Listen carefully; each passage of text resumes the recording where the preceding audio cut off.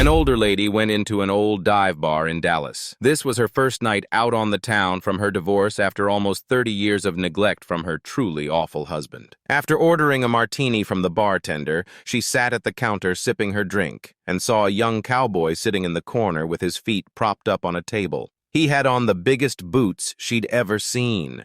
She was rather intrigued. After watching him down a tall one, she finally worked up the nerve to approach him. The older woman shyly asked the cowboy, "Is it true what they say about men with big feet being well endowed?" The young man grinned widely and said, "Sure is, little lady. Why don't you come on over to my place and let me prove it to you?" He winked and started getting up from his seat. This was so out of character for her.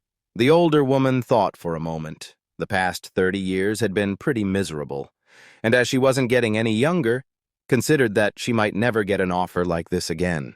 She was curious to find out for herself, so she spent the night with him. The next morning, she handed him $200. Blushing, he said, "Well, thank you, little lady, I'm really flattered. Nobody has ever paid me for my services before." "Don't be flattered," she replied with a wink. "Take the money and buy yourself some boots that fit."